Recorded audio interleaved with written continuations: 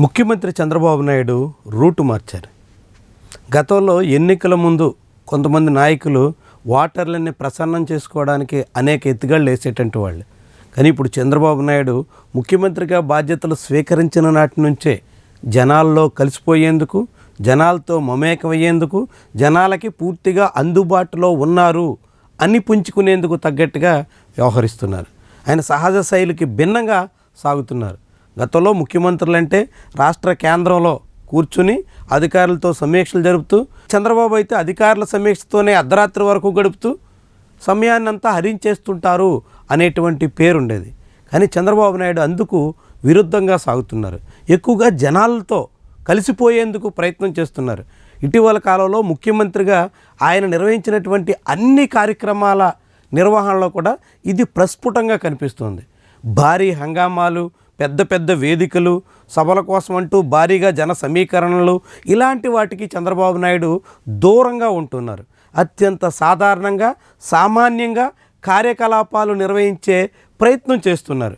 అదే సమయంలో సామాన్యులతో గడిపేందుకు కూడా ప్రాధాన్యత ఇస్తున్నారు. సామాన్యుల ఇళ్లకు వెళ్ళి వాళ్ళ పిల్లలతో మాట్లాడడం, ఆ వృద్ధులతో సంప్రదించడం, అదేవిధంగా వాళ్ళ ఇంట్లో టీ కాసి కాఫీ ఇచ్చి, ఇట్లా అనేక రకాలుగా చంద్రబాబు నాయుడు ఒక భిన్నమైనటువంటి శైలిలో సాగుతున్నారు. ఇది ఇంతకుముందు ముఖ్యమంత్రి జగన్మోహన్ రెడ్డితో పోలిస్తే పూర్తి విరుద్ధమైనటువంటి వ్యవహారం. జగన్మోహన్ రెడ్డి తాడేపల్లిలోని తన క్యాంప్ ఆఫీస్కి పరిమితం అయిపోయి ప్రజలతో కలిసేందుకు ఏమాత్రం ప్రాధాన్యత ఇవ్వలేదు. 5 ఏళ్ల పాటు కనీసం తన పార్టీ కార్యకర్తలతో కూడా ఆయన భేటీ అయ్యేందుకు సమయం ఇవ్వలేదు.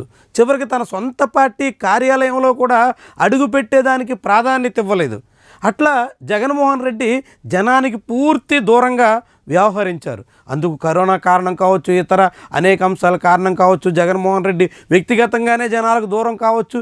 ఏమైనప్పటికీ కూడా జగన్కి జనానికి మధ్య చాలా పెద్ద గ్యాప్ అయితే వచ్చింది. ఇప్పుడు చంద్రబాబు నాయుడు అందుకు భిన్నంగా ప్రతి నెల 1వ తారీఖునే పెన్షన్ల పంపిణీ పేరుతో ఏదో ఒక గ్రామానికి వెళ్ళడం, ఆ గ్రామంలో జనం అందరితో ఒక చిన్నపాటి సభ నిర్వహించడం, ఆ సభలో కూడా జనంతో పాటుగా ఆయన ఒక చిన్న అరుగు మీద కూర్చున్నట్టుగా చిన్న వేదికని ఏర్పాటు చేసుకుని అక్కడే జనాలతో ముచ్చటించడం, ఆ సమయంలోనే కొందరు ఇళ్ళకి వెళ్ళి పెన్షన్ల పంపిణీ పేరుతో వాళ్ళతో మాట్లాడి రావడం, ఇవంతా ఒక భిన్నమైనటువంటి కార్యాచరణకి చంద్రబాబు శ్రీకారం చుట్టినట్టుగా కనిపిస్తుంది. ఇక బీసీ వృత్తిదారులతో నిర్వహించినటువంటి సమావేశంలో ఆయన మరికొంత చొరవగా సాగిపోయారు.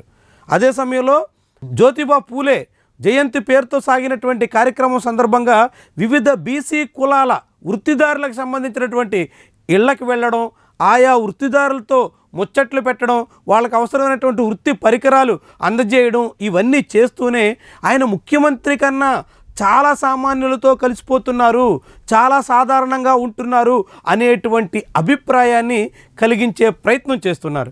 ఆర్థికంగా రాష్ట్ర పరిస్థితి ఎట్లా ఉంది, నిధులు ఎంతవరకు ఇచ్చారు, ఎన్ని హామీలు నెరవేర్చారు, ఎంతవరకు ఆయన జనానికి అనుకూలంగా వ్యవహరించారు, ఇవన్నీ పక్కన పెడితే పాలనా వ్యవహారాల కన్నా ఆయన ప్రజలతో మమేకమయ్యేదానికి ప్రాధాన్యత ఇస్తున్నటువంటి తీరు అందరి అభినందనలు అందుకుంటుంది.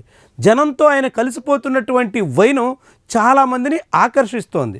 ప్రజలకు ఎక్కువ సమయం ఇచ్చేదానికి, ప్రజలతో మాట్లాడేదానికి, చిన్నపిల్లలతో సైతం ముఖ్యమంత్రి ముచ్చట్లు పెట్టేదానికి చేస్తున్నటువంటి ప్రయత్నం చాలామంది అభినందనలు అందుకుంటోంది. మరి ఇదే తీరుని చంద్రబాబు నాయుడు కొనసాగిస్తారా? ఇదే వ్యవహార శైలితో నెల నెల కనీసం 4-5 రోజుల పాటైనా ప్రజలతో ఉండేందుకు తగ్గట్టుగా ప్రాధాన్యత ఇస్తారా? చాలా ముఖ్యమైనటువంటి అంశాలు. అయితే చంద్రబాబు నాయుడు ఎంతగా జనాలకి ప్రాధాన్యత ఇస్తుంటే ఆయన మంత్రివర్గ సహచరులు అందుకు విరుద్ధంగా సాగుతున్నట్టు కనిపిస్తుంది. వారం రోజుల క్రితం మనం విన్నాం, స్వయంగా ఉప ముఖ్యమంత్రి కాన్వాయ్ కోసం అంటూ ట్రాఫిక్ నిలిపివేయడంతో జేఈఈ విద్యార్థులు పరీక్షలు కూడా దూరం అయిపోయారు అనేటువంటి విమర్శలు వచ్చాయి.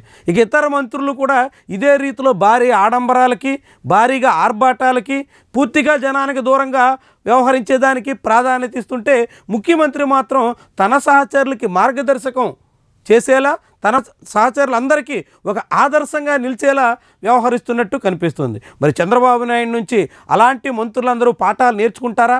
ఆయన పార్టీ నాయకులు చంద్రబాబును చూసి ఆ రీతిలో అనుసరించేందుకు, జనానికి చేరువయ్యేందుకు, సామాన్యుల్లో ఒక్కడిగా సాగిపోయేందుకు ప్రాధాన్యత ఇస్తారా? చూడాల్సి ఉంది. ఎందుకంటే చాలా అవసరం. వర్తమానంలో నాయకులకి, ప్రజలకి దూరం పెరిగిపోతున్నటువంటి తరుణంలో చంద్రబాబు చేస్తున్నటువంటి ప్రయత్నం ఖచ్చితంగా ఆహ్వానించాలి. ఇది మరింతగా విస్తృతం కావాలని మనం కూడా ఆశించాలి.